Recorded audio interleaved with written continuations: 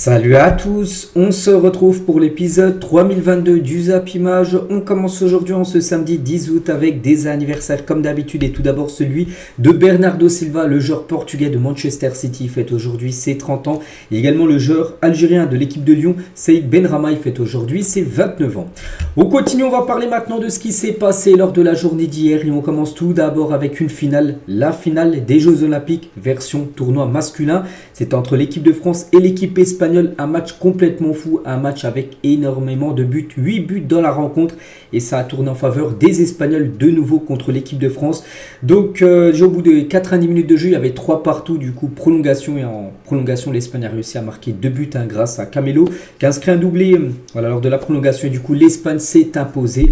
Lors de cette finale, c'est dommage parce que l'équipe de France avait totalement la place, on peut dire, pour remporter cette médaille d'or. J'ai regardé le match bien évidemment, donc l'Espagne a su mettre ses occasions surtout en début de match quand l'équipe de France menait. L'Espagne, les gars, ils ont marqué coup sur coup. On s'est dit mais qu'est-ce qui se passe? Chaque tir, ça finissait au fond des filets, c'est fou. C'est que l'équipe de France a beaucoup tenté. Donc 55% de possession de balle. Bon, la possession, on s'en fiche un petit peu, mais c'est surtout les tirs. 29 tirs pour l'équipe de France.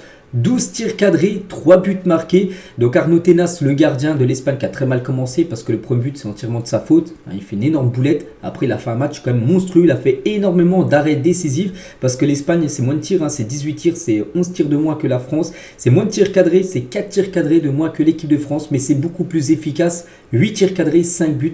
Ce qui veut dire qu'il y a eu seulement 3 arrêts du gardien Guillaume Rest qui a fait un match très compliqué hier. Comme j'ai dit, à chaque fois qu'il tirait les Espagnols, on a l'impression qu'il y avait un but.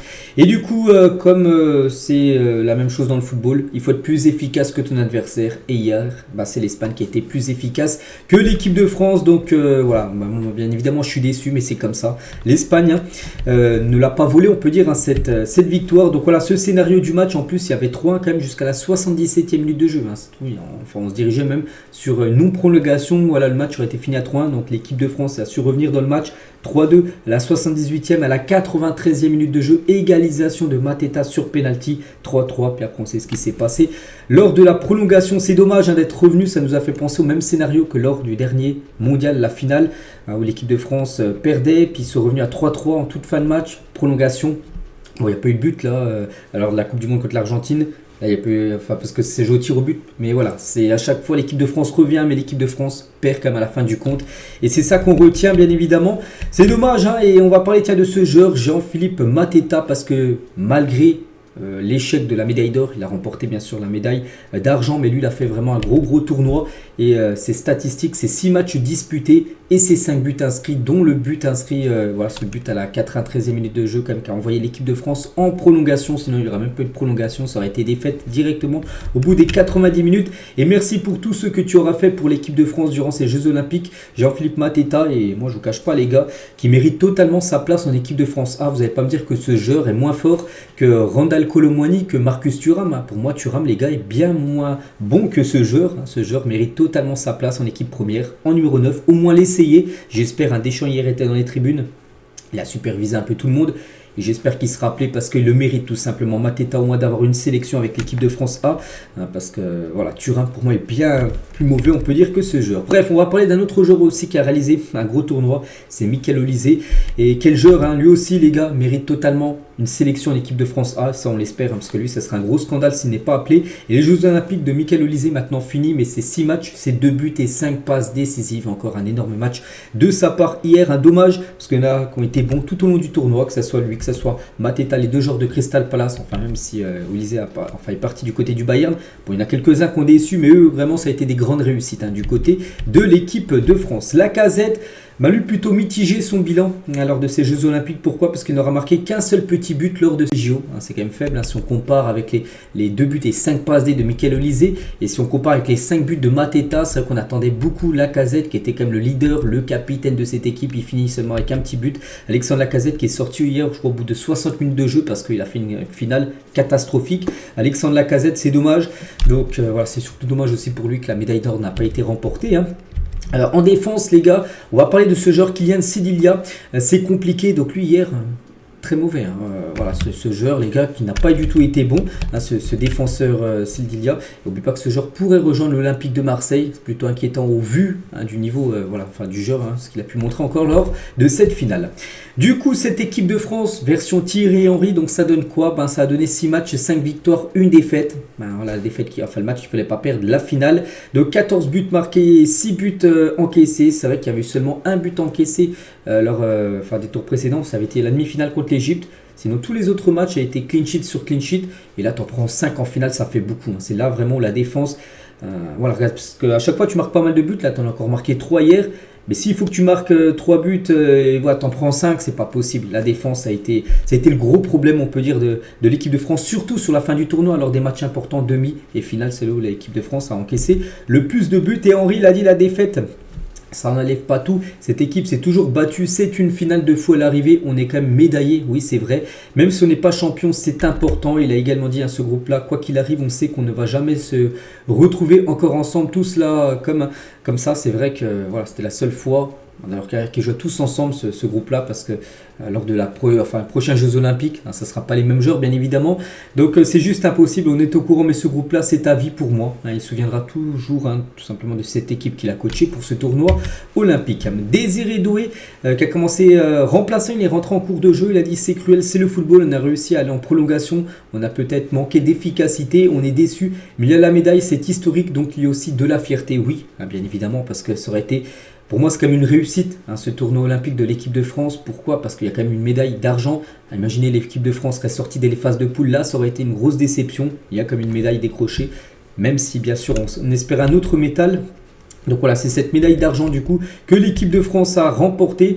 Donc du coup, il n'y a qu'une médaille d'or remportée par l'équipe de France. C'était en 84 où ils avaient enchaîné Euro, ils avaient gagné l'Euro et ils avaient enchaîné directement quelques semaines après avec les JO, ce qu'a fait l'Espagne sur cet été 2024. Donc nos médailles d'argent, fiers de vous. Là, on peut voir qu'il y en a qui sont plutôt avec le sourire. On peut voir Luc Badé, on peut voir également Ryan Cherki avec le sourire, Mateta aussi, il a plutôt le sourire, Désiré Doué également. Il y en a bien sûr, c'est la grise mine, Michael Olysée. On peut voir aussi des joueurs là où il n'y a pas trop de sourire, bien sûr Lukeba, tiens ainsi, lui il est vraiment très déçu. Bon, c'est une médaille, mais très déçu bien évidemment par rapport à ce métal qu'il préférait.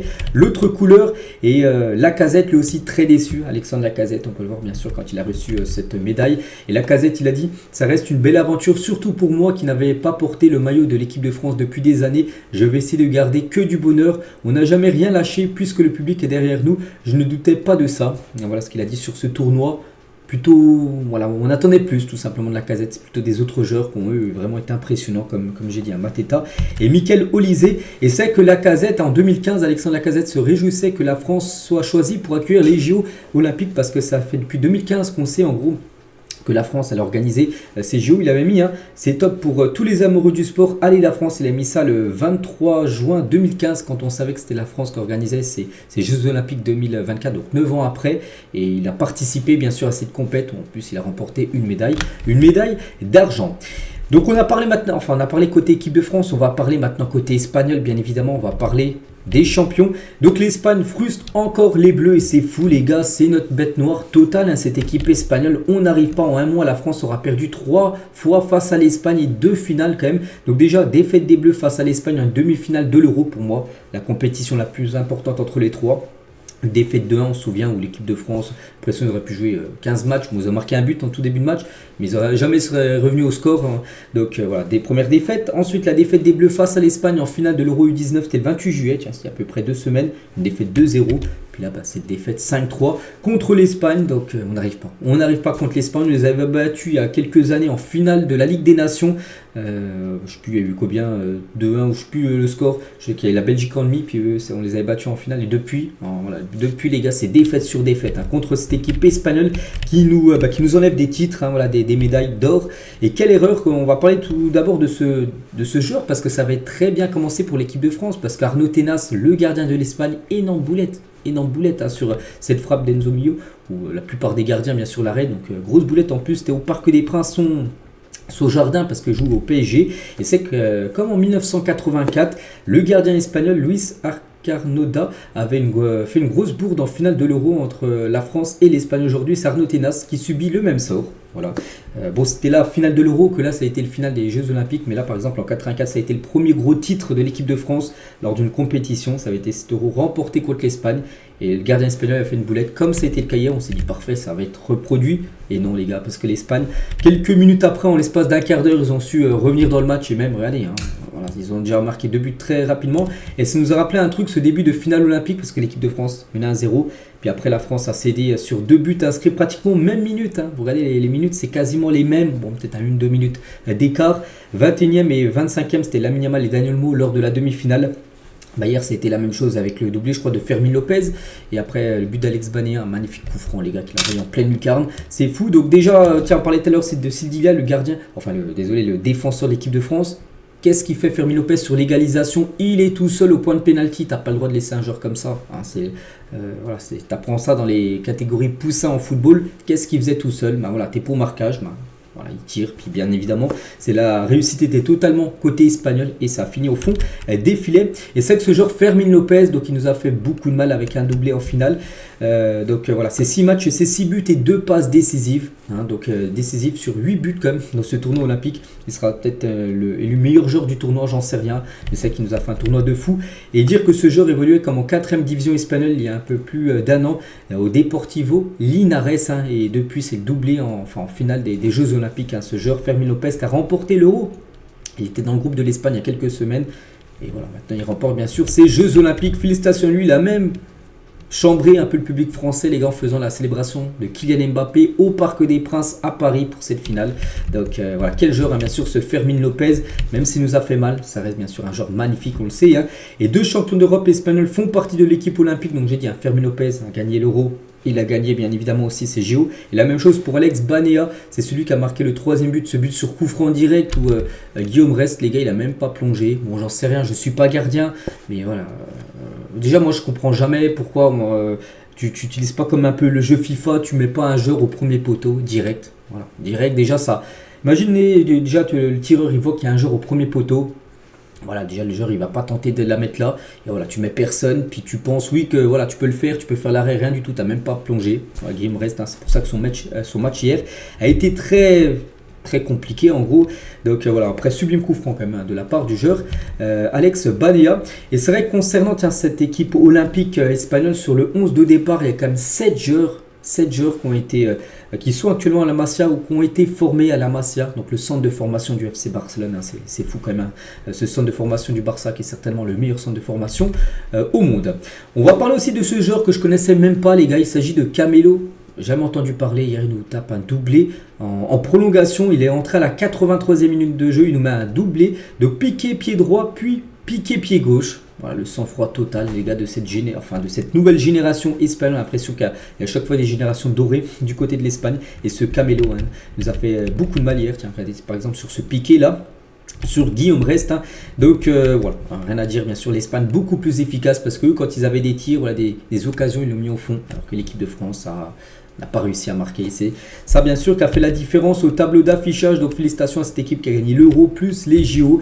Et c'est vrai que l'Espagne écrase toute concurrence à tous les étages sur toutes les compétitions ces derniers temps, avec les Jeux Olympiques comme l'Euro 2024, l'Euro U19 2024 remporté il y a quelques semaines, la Ligue des Nations Hommes, la Ligue des Nations Femmes, la Ligue des Champions Hommes, la Ligue des Champions Femmes avec le Barça qui a remporté contre Lyon il y a quelques semaines et le Real bien sûr de Dortmund, la Coupe du Monde féminine 2023 l'année dernière, la Coupe du Monde U20 2022, la Coupe du Monde U17 2022 féminin, l'Euro U19 féminin et l'Euro U17 2024 féminin. C'est fou les gars, l'Espagne. Voilà, ils sortent des générations de fous là. C'est vrai que c'est le prime de l'Espagne. On a l'impression que le prime c'était en 2008, 2010, 2012 et on gagnait 2 fois l'Euro et la Coupe du Monde. Là on a l'impression que c'est un peu la même chose. Bon, c'est vrai qu'il n'y a pas de Coupe du Monde remportée. Ils ont quand même gagné l'Euro, ils gagnent les JO. De catégorie féminine, c'est pareil, les gars, ça gagne trophée sur trophée. leur club, le Real Madrid, hein, qui rafle quasiment toutes les gros trophées. Hein, c'est les GOAT tout simplement. L'Espagne, il faut avouer les gars, pour moi c'est une meilleure sélection que l'équipe de France. Voilà, il faut le dire les gars par rapport à ce qu'ils font actuellement. Et c'est vrai que l'Espagne est la première nation européenne titrée au JO depuis 1992 parce que depuis, voilà, il y a une équipe, enfin deux équipes africaines, le Nigeria et le Cameroun. Après, il y avait beaucoup d'équipes sud-américaines, l'Argentine, le Mexique, le Brésil.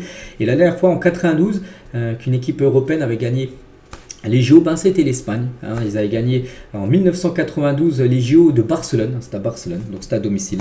Et de nouveau, ils ont remporté, bien sûr, ces Jeux Olympiques. Il y avait du beau monde hier du côté du Parc des Princes. Gianni Infantino, le président de la FIFA, était dans les tribunes aux côtés de Gabriel Attal et Amélie Oudéa Castéra, donc la ministre des Sports. Voilà, donc il y avait du bon monde dans les tribunes. Il y avait eux. Il y avait Teddy Riner aussi, bien sûr, qui est venu suivre cette rencontre. Où il a dû être déçu par rapport à la défaite de l'équipe de France. Il y avait également Deschamps qui était présent, c'est pour ça qu'il a supervisé un petit peu tout le monde, c'est pour ça qu'on se dit des joueurs comme Mikel Olise ou Mateta, au vu de la finale qu'ils ont fait, on espère aussi qu'il a regardé les ennemis, les cartes, tout ça.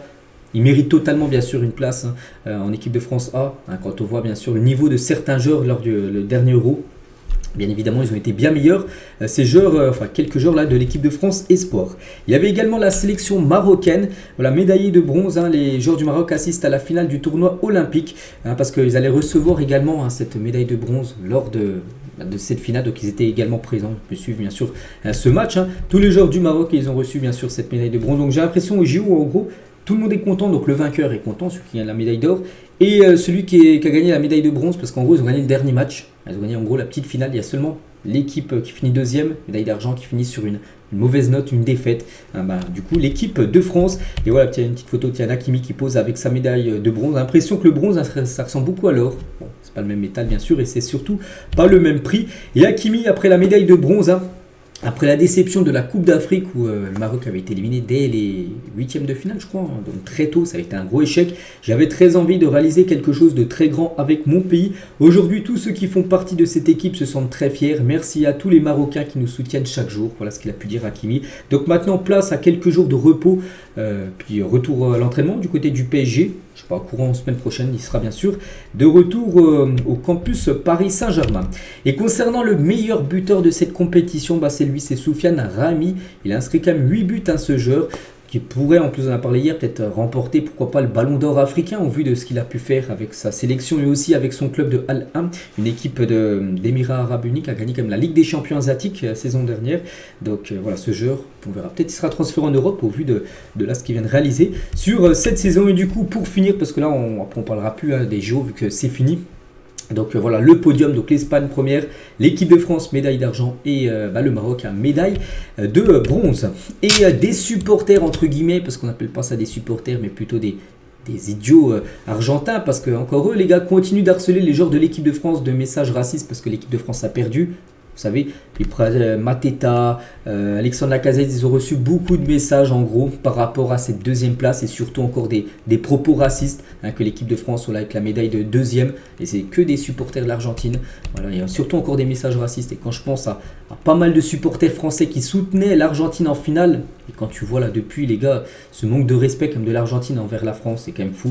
Donc voilà, encore des débordements on peut dire. Pour certains, c'est pas tous les supporters de l'Argentine bien sûr, c'est encore une petite poignée, mais bien évidemment, ça passe pas du tout. Bref, voilà ce qu'il y avait à dire sur le tournoi Olympicum. Il y avait également un match sur le tournoi olympique féminin. C'était hier, c'était la petite finale. C'était entre l'Allemagne et l'Espagne, et c'est l'Allemagne qui s'est imposée 1-0. Les Espagnols finissent 4e, elles ne sont pas fait comme les hommes. Donc du coup l'Allemagne a fini 3e, médaille de bronze pour la sélection allemande féminine. Pourtant l'Espagne a plutôt dominé, plus de tirs cadrés, mais c'est bien l'Allemagne qui a été plus efficace que les Espagnols. Aujourd'hui, la grande finale entre le Brésil et les États-Unis pour savoir qui remportera la médaille d'or sur le tournoi olympique féminin. On rebascule cette fois-ci sur les clubs aujourd'hui. Grosse affiche, c'est le Community Shield, c'est le vainqueur de la première ligue contre le vainqueur de la FA Cup. Tiens, en plus, ça a été l'affiche de la FA Cup finale où Manchester United avait battu Manchester City. Du coup, City, Manchester United, c'est aujourd'hui, ça à 16h, c'est le Community Shield. Toujours le premier match. Une semaine avant le retour de la première ligue, donc voilà, c'est cet après-midi. Je ne sais pas qui gagnera parce que Manchester a peut-être un avantage. Manchester United, bien sûr, ils ont gagné la FA Cup il y a quelques semaines, on verra parce que c'est quand même City en face. face. Et on le sait, c'est une redoutable équipe. Concernant le trophée des champions, un peu le Community Shield français, on va dire, hein, qui aurait dû être joué avant-hier. Normalement, initialement, il devait être joué le 8, donc le 8 août. Ça devait être en Asie, du coup, ça a été reporté. Du coup, ce match devrait se jouer le 28 août prochain, là, dans 18 jours. Et ça devrait être au stade Louis II, entre le Paris Saint-Germain et l'AS Monaco. Donc, vu que le PSG a gagné la Ligue 1 et la Coupe de France, donc du coup c'est le premier contre le deuxième de la Ligue 1, donc PSG Monaco, donc dans le stade de Monaco pour cette rencontre. Et les lieux des dernières éditions du trophée des champions, donc là le stade de Louis II, il y a le Parc des Princes en tout début d'année, c'était en 2024 en plus, c'était en janvier, le premier match de l'année, c'était un PSG Toulouse, déjà ce match devait se jouer lors de l'été 2023, mais il a été aussi décalé, on peut dire. Donc ensuite, ça avait été joué en Israël, ça a été joué au Stade Bollard, ça a été joué en Chine, ça a été joué à Tanger, ça a été joué en Autriche et ça a même été joué en 2015 à Montréal, au Canada. Voilà, toujours des lieux un peu insolites. Puis voilà, sur les 2 dernières années, à chaque fois, il était initialement prévu autre part. Puis du coup, c'est joué en France parce qu'à chaque fois, les prometteurs du match sont retirés en gros quelques semaines avant bien sûr que le match se produise. Du coup il fallait trouver un stade d'urgence. Pour ça que par exemple ce PSG Toulouse s'est joué au Parc des Princes, c'était en janvier 2024. Aujourd'hui au programme, pas mal de rencontres et c'est surtout beaucoup, enfin pour la plupart des équipes là qui jouent leur dernier match de préparation parce que la semaine prochaine, dès vendredi prochain, par exemple il y a le retour de la Ligue 1, le PSG se déplace du côté du Havre, donc voilà, c'est les derniers matchs de préparation avant le retour de la compétition. Pour beaucoup d'équipes, Nice se déplace, enfin joue contre Ipswich, je ne sais pas où le match se déroule, je pense que ça joue en Angleterre. Il y aura un Lens-Leicester, il y aura un Newcastle-Brest, PSG, RB Leipzig, Rennes, Werder de Brême, l'OM contre Augsbourg, Gladbach contre Strasbourg, Mayence, Montpellier, Holstein Kiel, AS Saint-Etienne, Le Havre, Bochum, Toulouse, Valladolid, Angers, Bastia et Reims AG Auxerre. Donc là, c'est par rapport au club français tout simplement. Il y a plein d'autres matchs, on parlera bien sûr de certains résultats demain. On continue, on va parler cette fois-ci de Léo Messi. Messi, tiens, il y a 3 ans jour pour jour, c'était le 10 août 2021 et Messi rejoignait le Paris Saint-Germain. Énorme transfert, on s'en doutait jamais qu'il allait quitter déjà le Barça. Oui, il a quitté le Barça. Et signé au PSG, voilà, ça a été il y a 3 ans, jour pour jour. Que retenez-vous de son passage à Paris? Bon, ça a été compliqué, bien sûr, il y a eu du très bon, bien sûr, sur certains matchs, mais on attendait beaucoup plus, surtout quand le PSG l'a recruté, c'était par rapport à l'optique de gagner la Ligue des Champions. Et on sait qu'en LDC, il a énormément déçu lors des grands matchs, Léo Messi. Et Messi maintenant n'est plus au PSG, il joue avec l'équipe de l'Inter Miami. Et regardez les 8e de finale, donc les 16e de finale ont tous été joués. Et maintenant on bascule sur les 8e avec par exemple le club de Léo Messi qu'on parlait juste avant. L'Inter Miami tout en bas à droite jouera contre Columbus Crew en 8e de finale. Et le vainqueur jouera soit contre les Tigres, une équipe mexicaine, ou soit New York City, voilà, pour une place en quart de finale. Donc voilà, tout ce gros programme de la League Cup du côté du continent nord-américain. On va parler maintenant un peu mercato et tout d'abord Jean-Claire Todibo s'est envolé pour Londres avec le directeur sportif de West Ham. Voilà, tout est dit. Normalement, aujourd'hui, voire demain, on n'est pas quelques heures près. Il devrait s'engager du côté de West Ham. Le montant du transfert serait de 40 millions d'euros. Mais pas que le Barça touchera 20% sur la vente. Ils avaient mis ça en clause quand il avait vendu du Barça à Nice. Donc voilà, Todibo va quitter l'équipe niçoise, direction West Ham. Concernant Rodrigo, et Manchester City a contacté l'entourage de Rodrigo. Le joueur veut rester au Real Madrid malgré l'arrivée de Mbappé. Parce qu'on a pu se dire avec l'arrivée d'Mbappé, il y a peut-être des joueurs qui ont envie de quitter le club parce qu'il y aura une énorme concurrence. Non, Rodrigo, les gars, il souhaite rester, c'est bien, du côté du Real Madrid. Pourtant, City, vraiment Pep Guardiola, c'est son rêve d'avoir Rodrigo. Du coup, non. Et Ancelotti fait toujours confiance à Rodrigo. Le coach fera de lui-même un titulaire la saison prochaine. Donc, il devrait repasser. Donc là, le dispositif, la saison là, qui s'est finie au Real, c'était le 4-4-2 avec un milieu en losange au milieu de terrain pour mettre Bellingham en 10. Derrière, Vini et Rodrigo. Il a vu qu'Mbappé arrive, donc Mbappé sera 9, Vini à gauche et Rodrigo sera l'ailier droit. Du coup, il n'y aura plus que 3 milieux de terrain du côté du Real Madrid. Des nouvelles de Gaël Kakuta, c'est officiel, quitte librement Amiens et rejoint l'équipe de Esteghlal FC en Iran. Il s'agit du 13e club de sa carrière en 25 ans pour Gaël Kakuta. Incroyable, il a joué dans beaucoup d'équipes. Et voilà, maintenant il signe du côté de la première division d'Iran. Il lui souhaite bonne chance pour cette nouvelle aventure. Emerson Royal à l'AC Milan, here we go. Prix du transfert 15 millions d'euros, ça aussi, ça devrait être officiel certainement dans le week-end. Il y a des nouvelles de Maurizio Pochettino, l'ancien coach du Paris Saint-Germain, l'une des cibles principales pour devenir l'entraîneur de l'équipe nationale des États-Unis, parce que l'ancien coach a été viré par rapport à la Copa América, où les États-Unis ont énormément déçu, se sont fait sortir dès les phases de poule, alors qu'il y avait quand même les 2 qualifiés avec les troisièmes, enfin le meilleur troisième était aussi passé. Donc voilà, les États-Unis éliminés et du coup, ils ont viré le coach et Pochettino tout simplement pourrait devenir ce coach des États-Unis au vu de la Coupe du Monde qu'ils vont organiser là dans 2 ans. Aston Villa n'offre pas plus de 32 millions d'euros pour João Félix, ce joueur qui avait été prêté au Barça mais il est retourné du côté de l'Atlético. Il pourrait quitter l'Atlético et Aston Villa serait intéressé mais il proposerait seulement 32 millions d'euros. N'oubliez pas que l'Atlético l'avait acheté plus de 130 millions d'euros il y a quelques années. Provenance du Benfica, il pourrait être revendu 100 millions d'euros moins cher. Ce serait une grosse perte d'argent quand même pour l'équipe de Madrid. Christian Mawissa va signer 5 ans à Monaco après un accord conclu avec le TFC. Montant du transfert 20 millions d'euros, bonus compris. Voilà, tout est dit dans ce transfert, enfin sur cette image. Ce joueur va rejoindre l'équipe de Monaco et jouer la Ligue des Champions saison prochaine. Des nouvelles d'Aymeric Laporte qui souhaite faire son retour en Europe. L'Espagne est la destination favorite du défenseur d'Al Nasser qui serait même prêt à diviser son salaire, faire de gros efforts financiers parce qu'Al Nasser, l'équipe où joue Ronaldo, son club, il touche bien sûr beaucoup d'argent, donc il serait prêt à diviser 2 par 3 par 4 son salaire pour retourner en Europe et surtout en Espagne. Et lui, il aimerait vraiment signer du côté du Real Madrid. Donc voilà, on verra si ça va se finaliser ou non pour Aymeric Laporte. Des nouvelles aussi concernant Daniel Mo, c'est officiel. Daniel Mo fait ses adieux au RB Leipzig sur Instagram. Il a mis ce message. Donc à jeune club, à jeune joueur, nous avons grandi ensemble, nous avons gagné les premiers titres et nous avons marqué l'histoire ensemble. 2 trophées et la Super Coupe ne sont que quelques instants parmi tant d'autres que je porterai toujours avec moi. Merci de me laisser faire partie du voyage. Je te porterai toujours dans mon cœur. Voilà ce qu'il a pu mettre tout simplement Daniel Mo. Et c'est vrai que quand il parle de la Super Coupe, c'était il y a un an à peu près, il y a un an, où il y a eu une finale entre Leipzig et le Bayern, 3-0 pour Leipzig, il a marqué le triplé. C'était le premier match. Souvenez-vous d'Harry Kane où il avait déjà échoué pour remporter un titre. Bref, donc voilà, ce joueur annonce son départ et surtout il annonce son arrivée du côté du FC Barcelone. Et le Here il y a quelques jours de Fabrizio Romano, ça y est, c'est fait. Première signature officielle du FC Barcelone sur ce mercato. Il aura fallu attendre quand même 2 mois jour pour jour. On est le 10 août. Le mercato a ouvert ses portes le 10 juin. Donc voilà, 2 mois jour pour jour et ça y est, enfin le Barça signe son premier joueur. 55 millions d'euros plus 7 millions d'euros de bonus. En gros, cette somme était plutôt réservée à Nico Williams. Mais Nico Williams devrait du coup rester à Bilbao. Du coup, ils ont utilisé la somme normalement qui aurait dû être servie pour Nico Williams sur Daniel Mo. Voilà, et du coup, c'est fait pour Daniel Mo. Donc, auteur d'un super euro, signé au Barça jusqu'en 2030. Un contrat de 6 ans pour le joueur espagnol du côté du Barça, un club où il a déjà joué. Il jouait à la Masia à l'époque. Daniel Mo avec sa couleur, parce que là, on peut le voir, c'est peut-être une photo montage, j'en sais rien, parce que je crois qu'il est blond actuellement. Il a fait une petite teinture blonde.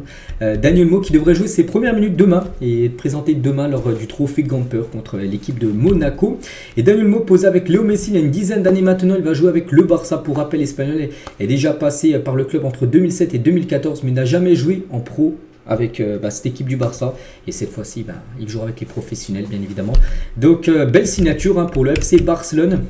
Et du talent au milieu de terrain cette saison, Barça avec du Pedri, Gavi, Gundogan, De Jong, Fermin Lopez, Pablo Torre, Casado et Daniel Mo. Voilà, donc, parce que lui ne sera pas utilisé en tant qu'ailier gauche. Non, c'est un milieu de terrain, c'est un numéro 10. Ça a ramené une grosse concurrence quand même à Fermin Lopez et à Pedri qui jouent à peu près les deux le même poste. Maintenant, il y en a 3 qui jouent quasiment le même poste. Parce qu'Hansi Flick va jouer avec le Barça le 4-2-3. Il a toujours joué en 4-2-3 Hansi Flick avec le Bayern, avec l'Allemagne où il a pu coacher dans le passé. On pense qu'il va jouer 4-2-3 avec le Barça. Donc voilà, cette position de numéro 10 juste derrière l'attaquant va être beaucoup convoitée. Et voilà, donc grosse signature du côté du Barça. Et c'est pas fini parce que le Barça, après Daniel Mo, il pense à ce joueur. Le Barça étudie la possibilité de signer Sergio Reguilón sous contrat jusqu'en juin 2025 avec Tottenham. Donc lui c'est un joueur également espagnol. Je crois que c'est un latéral, mais je ne sais plus s'il est à gauche ou à droite. Je crois bien qu'il est à gauche, parce qu'à droite il y a déjà ce qu'il faut du côté du Barça. Voilà, un Sergio Reguilón serait également pisté par le Barça. Et également Kingsley Coman, parce que Coman est à vendre. Et voilà, un joueur très apprécié par Hansi Flick. Il est entraîné au Bayern, il connaît très bien. Et voilà, surtout que le Bayern serait ouvert un prêt. Pour le Barça bien sûr, ce serait une belle occasion de le faire venir en prêt. L'Olympique de Marseille n'est pas prêt à poser 30 millions d'euros sur Eddie Nketiah. Pour le moment, les négociations se poursuivent entre les différentes parties. Donc déjà, Arsenal a descendu ses exigences parce qu'à de base, ils ont voulu au moins 37 millions d'euros. Marseille a jeté l'éponge et du coup Arsenal ils ont rouvert les négociations, ils se sont dit moins gourmands, mais ils descendent à 30. Pour Marseille c'est toujours trop haut. À Marseille ils ont proposé 26 il y a quelques jours. Bon, il va falloir encore que Arsenal descende ses exigences. Eddie Nketiah pourrait rejoindre l'Olympique de Marseille. Le FC Nantes refuse une offre de 15 millions d'euros de l'Inter Milan pour Nathan Zézé. Voilà, ce joueur du FC Nantes, Nantes refuse, voilà, parce que Nantes en veut 20 millions d'euros pour lâcher son joueur. Paris Brunner est proche de signer à l'AS Monaco pour 3 millions d'euros hors bonus. Donc ce joueur qui joue actuellement avec la sélection allemande, mais aussi avec Dortmund, il pourrait signer à Monaco. Et s'il venait à signer à Monaco, là où ça peut être imminent les gars, il serait prêté une saison au Cercle Bruges, parce qu'à Monaco, pas sûr qu'il ait du temps de jeu, donc il pourrait prendre un peu de temps de jeu du côté du championnat belge. Du côté du PSG, c'est la troisième recrue officielle du Paris Saint-Germain vient d'être annoncée. Et c'est William Pacho qui signe au PSG pour 40 millions d'euros plus 5 millions d'euros de bonus. Ça y est, c'est fait. C'est fait très rapide. Donc lundi, c'était les premières rumeurs lundi matin. Et regardez, donc là on est samedi. Voilà, moins d'une semaine, les gars, ça a été fait 5 jours. Pour ce défenseur équatorien, qui est le premier joueur équatorien de l'histoire à jouer du côté du PSG. Contrat de 5 ans pour cet ancien joueur de Francfort. Donc il aura le numéro 51 dans le dos. Voilà, tout est dit concernant Pacho. De base, le PSG voulait Lenny Yoro, du coup, il a signé à Manchester United. Le PSG voulait absolument un défenseur central. Ils l'ont maintenant avec ce joueur, Pacho. Et toujours, tiens, du côté du PSG, tout l'effectif du PSG a célébré la victoire de Fabien Ruiz à l'Euro 2024. Une très belle initiative parce que Fabien Ruiz, hier, a repris l'entraînement avec le PSG. Il a gagné, bien évidemment, l'Euro, donc des longues vacances. Et voilà, et surtout, il est arrivé avec une nouvelle coupe de cheveux. Il a tout rasé. Voilà, Fabien Ruiz qui a les cheveux plutôt, enfin, pas non plus longs, mais mi-long on va dire, donc là il a tout rasé, nouvelle coupe de cheveux pour Fabien Ruiz qui sera conservé bien sûr par le PSG. Pour le vendre, le PSG, vu l'euro qu'il a fait, sa valeur marchande a augmenté, mais non, le PSG souhaite le conserver, il sera associé avec Vitinha, Zeremri, bien évidemment, João Neves. Toujours du côté du PSG, l'Arabie Saoudite souhaite faire de Kangin l'un des joueurs les mieux payés de la Ligue saoudienne. Les Saoudiens sont prêts à faire une offre XXL au PSG qui n'est pour l'instant pas vendeur, mais on ne sait jamais. C'est Santi GFM qui dit ça, un journaliste de foot mercato. Je ne sais pas si, par exemple, je prends au club au pif Al Ittihad qui propose 90 millions d'euros pour Kangin. Le PSG, on pense qu'il pourrait le vendre, bien évidemment.